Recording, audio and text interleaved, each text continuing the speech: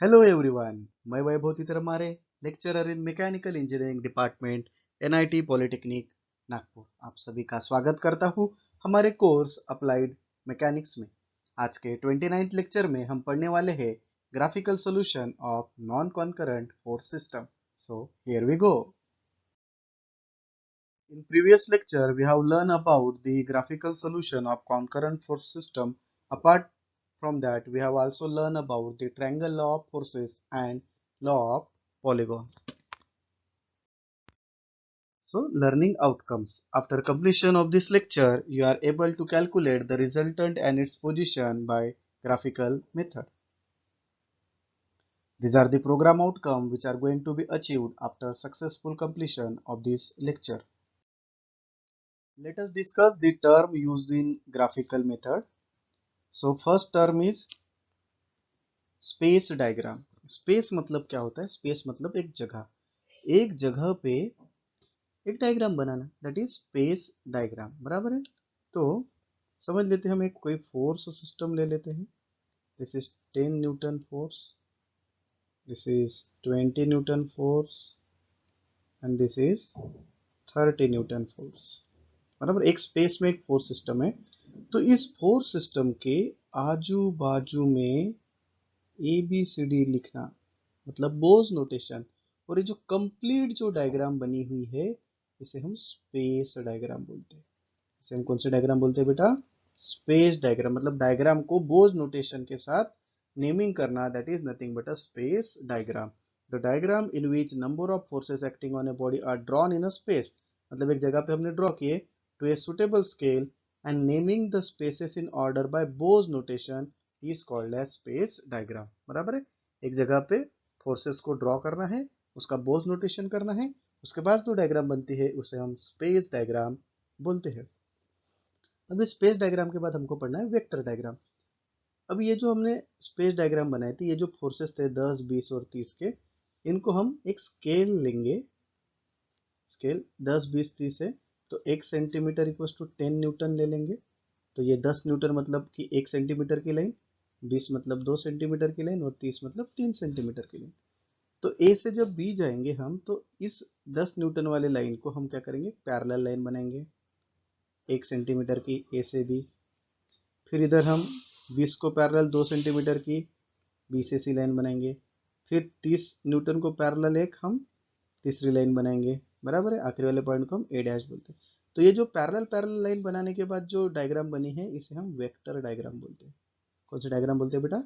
Vector diagram बोलते हैं। बराबर है। So what is vector diagram? The diagram in which forces are taken in suitable scale and drawn parallel.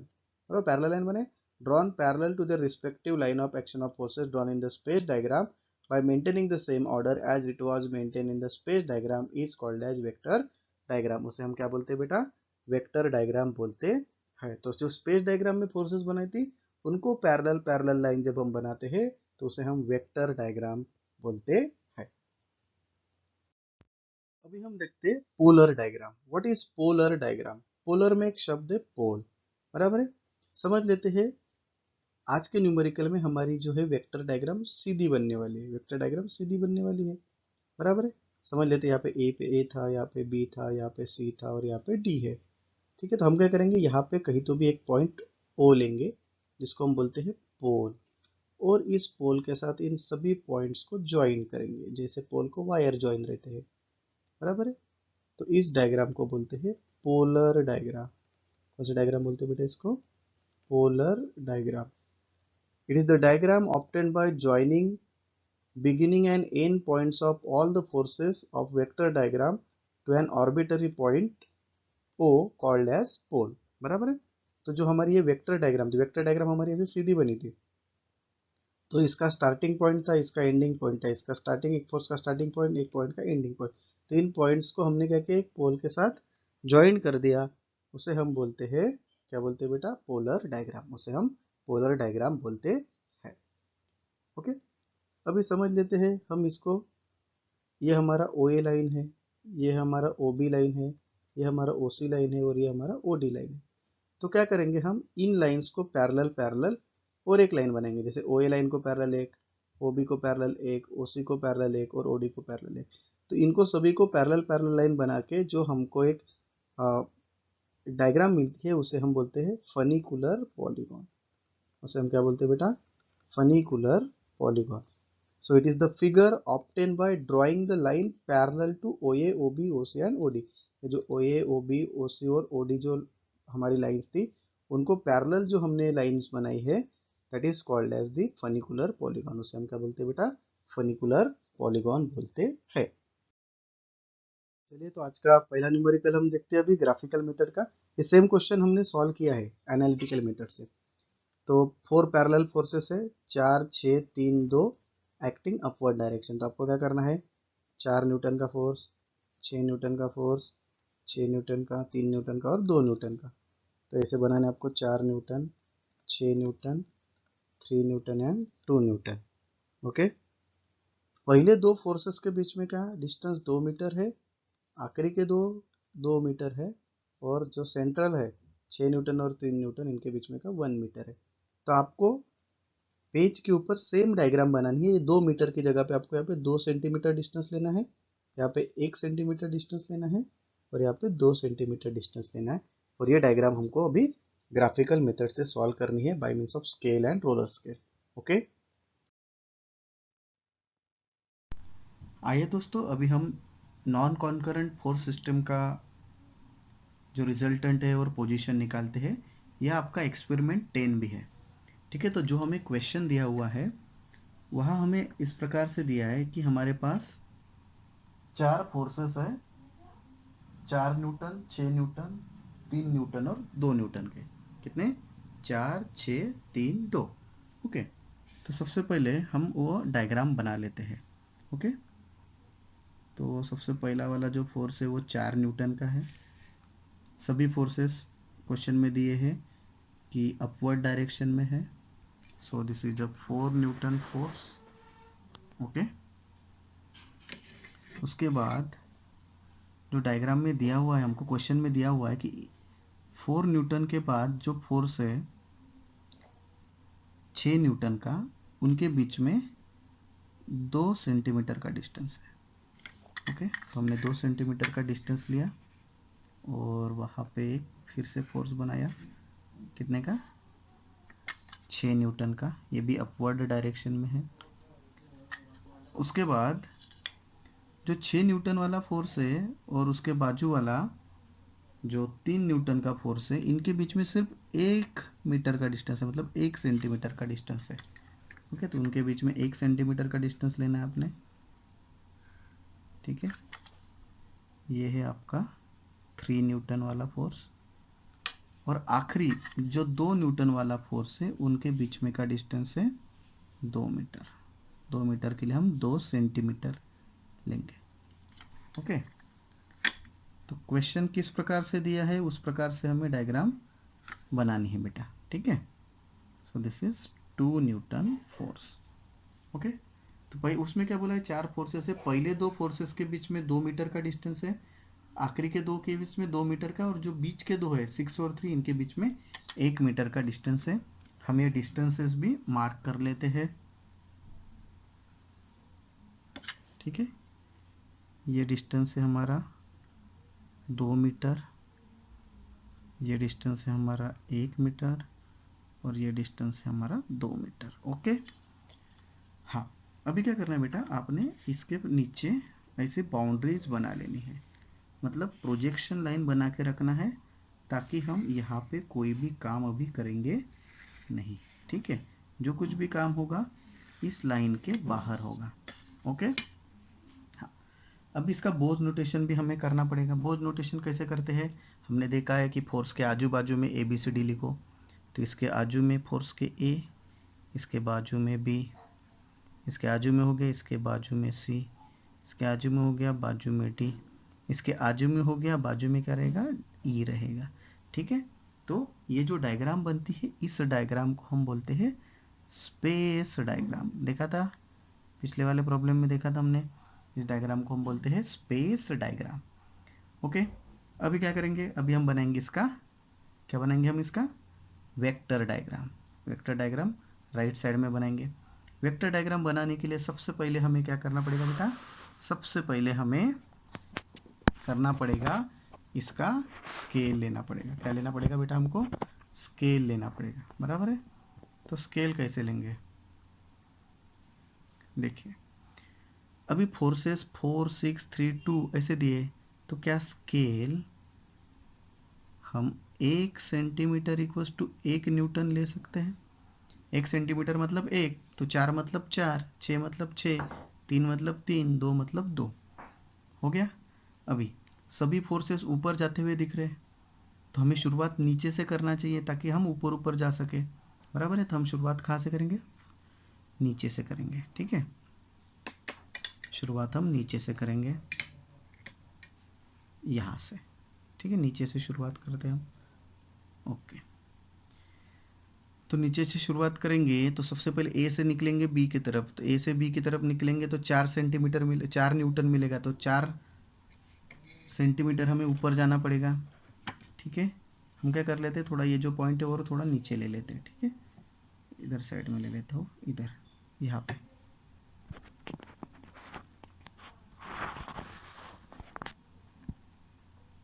यहाँ पे ले लेता हूँ मैं, ठीक है, ताकि हमारे पास जगह ज़्यादा चाहिए। So this is my point A. A से जब हम बी की तरफ जाएंगे तो सबसे पहले हमें 4 सेंटीमीटर की लाइन बनानी है। 4 सेंटीमीटर बनाइए सबसे पहले। यस, ए से बी हम ऊपर जाएंगे, ए से बी 4 सेंटीमीटर। फिर बी से सी 6 सेंटीमीटर जाना है। बी से सी 6 सेंटीमीटर जाना है हमको। तो बी पॉइंट से आपको कहाँ जाना है? सी पे जाना है 6 सेंटीमीटर। ओके, बी से हम ऊपर चले गए कितना? सी के पास 6 सेंटीमीटर। फिर सी से डी, सी से डी कितना है? सी से डी कितना है? 3 सेंटीमीटर। सी से डी कितना है आपका? 3 सेंटीमीटर। तो सी से ऊपर जाओ और 3 सेंटीमीटर, 3 से और ऊपर जाओ 3 सेंटीमीटर। यहाँ पे आपको मिलेगा डी पॉइंट। और डी से ई कितना है? 2 सेंटीमीटर। तो डी से ई जाओ 2 सेंटीमीटर, डी से ई जाओ 2 सेंटीमीटर। ओके, हाँ, ये जो बन गई हमारी वेक्टर डायग्राम, इसे हम कौन सा डायग्राम बोलते हैं बेटा? Vector diagram. ओके, तो वेक्टर डायग्राम बनने के बाद, वेक्टर डायग्राम बनने के बाद हमें और एक डायग्राम बनाना पड़ता है, दैट इज पोलर डायग्राम। तो हमें क्या करना पड़ेगा? यहाँ पे पोल बनाना पड़ेगा। एक पॉइंट, आपको कहीं पे भी पॉइंट लेना है जिसका नाम है पोल। जिसका नाम क्या है बेटा? पोल। ओके, हमने यहाँ पे एक पोल लिया हुआ है। अभी पोल को सभी वायर्स ज्वाइन रहते हैं, तो हमें क्या करना पड़ेगा? इस पोल को सभी पॉइंट से ज्वाइन करना है। जैसे पॉइंट था हमारा ई पॉइंट से इस पोल को ज्वाइन करो। फिर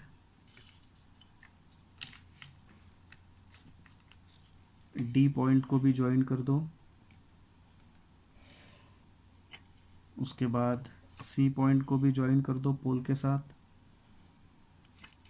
उसके बाद बी पॉइंट को भी ज्वाइन कर दो पोल के साथ। और ए पॉइंट को भी, सभी पॉइंट्स को इस पोल के साथ ज्वाइन कर देना है। कर दिया ज्वाइन। तो ये जो डायग्राम हमारी बनी हुई है, अभी ये जो डायग्राम हमारी बनी हुई है, इसे हम बोलते हैं पोलर डायग्राम। इसे क्या बोलते हैं हम? Polar diagram. ओके, अभी इसके बाद क्या करना है? पोलर डायग्राम बनने के बाद अभी हमें एक एक इलाके में जाके लाइन बनानी है। तो कैसे करेंगे? देखिए, अभी ये ए वाली लाइन है, ठीक है। दिस इज बी वाली लाइन, दिस इज सी वाली, डी वाली, ई वाली। और एक बात ध्यान रखना, पोल आप कहीं पे भी बना सकते हो, ठीक है। पोल आप कहीं पे भी बना सकते हो। अभी क्या करेंगे? ए वाली लाइन, ये जो ए वाली लाइन है, आपको क्या करना है? इस ए वाली लाइन को, दिस इज ए का इलाका, ये सब इधर का ए का इलाका, ये बी का इलाका, ये छोटा वाला सी का इलाका, डी का इलाका, और ये इधर का ई का इलाका। तो अपने इलाके में जाके हमको लाइन बनानी है। तो क्या करेंगे? ए वाली लाइन रखेंगे आप ऐसे, इसके ऊपर रखा, ए वाली लाइन के ऊपर रोलर्स कर रखा, ए वाली लाइन के ऊपर, और ए के इलाके में जाके लाइन बनाएंगे। ए के इलाके में जाके लाइन बनाएंगे। अभी हमको लाइंस बनानी है उसके उसके इलाके में जाके। तो ए पे रखा, ए के इलाके में बराबर लाइन बनाई हमने, ठीक है। फिर बी के ऊपर रखा, बी लाइन के ऊपर, बी के इलाके में जाके लाइन बनाना। फिर सी, सी वाली ऐसी है,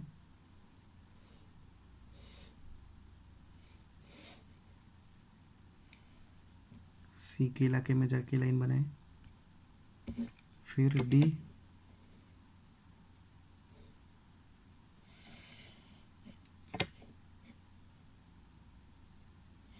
डी के इलाके में जाके लाइन बनाए।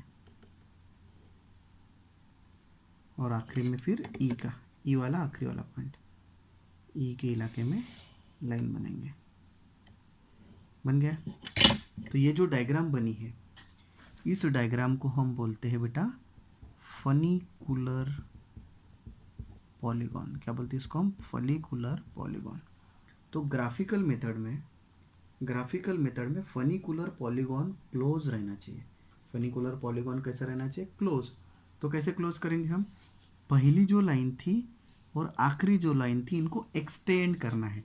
एक्सटेंड करना मतलब this is your first line, okay, funicular polygon की फर्स्ट लाइन। तो इसको क्या करेंगे? एक्सटेंड करेंगे। एक्सटेंड मतलब उस लाइन के ऊपर रखना और एक लाइन बना लेना ऐसे, ठीक है। उसके बाद ये आखिरी लाइन थी आपकी ई वाली, ई वाली लाइन आखिरी, इसको एक्सटेंड करना, ओके। ये लाइन आपकी यहाँ पे मिली, बराबर है, इस पॉइंट पे मिली। हो गया, हमारे आंसर्स आ गए हैं। सबसे पहले हम निकालते हैं रिजल्टेंट। सबसे पहले हम देखते हैं रिजल्टेंट। रिजल्टेंट मतलब पहले और आखिरी पॉइंट के बीच में का डिस्टेंस। यहाँ पे पहला पॉइंट कौन सा है? ए। आखिरी पॉइंट क्या है? E. So length of A E. Resultant तो पहले और आखिरी पॉइंट के बीच में का डिस्टेंस कितना है? जब आप रोलर स्केल रखेंगे तो यू विल गेट 15 सेंटीमीटर। कितने सेंटीमीटर है वो लेंथ? 15 सेंटीमीटर। इनटू स्केल हमने कितना लिया था? 1। सो आपको रिजल्टेंट मिलेगा 15 इंटू 1 इज 15 न्यूटन। तो दिस इज द रिजल्टेंट। अभी हमको इसकी पोजीशन चाहिए। पोजीशन मतलब x। तो पहले पॉइंट से ये डिस्टेंस कितना दिख रहा है आपको? ये डिस्टेंस कितना है? कितना डिस्टेंस है गिनिए। जब आप स्केल से मेजर करेंगे तो it is a 2 centimetre. So your position x is 2 centimetre, that is 2 metre. Okay, so this is the problem. I hope आप सभी को ये क्वेश्चन अच्छे से समझ में आया होगा। तो सबसे पहले हमने क्या किया बेटा? सबसे पहले हमने स्पेस डायग्राम बनाया, फिर वेक्टर डायग्राम बनाया, फिर पोल के साथ उनको कनेक्ट किया, पैरेलल लाइन लेके आया इधर, फिर पहली और आखिरी लाइन को एक्सटेंड किया तो हमें x मिला। सो रिजल्टेंट इज पहला और आखिरी पॉइंट के बीच में का डिस्टेंस इनटू स्केल, और पोजीशन मतलब ये जो पॉइंट मिला था इसका distance, okay. Outcome that we have achieved. This is the most likely question asked in MSBT. तो आपको क्या करना है? क्वेश्चन ग्राफिकल मेथड से सॉल्व करना है और इसका जो सॉल्यूशन है वो मुझे सेंड करना है, okay. So thank you very much guys. In next lecture we are starting our 4th chapter equilibrium and first topic is Lami's theorem. Okay, तब तक के लिए हंसते रहिए, मुस्कुराते रहिए और मैकेनिक्स की प्रैक्टिस करते रहिए। Thank you.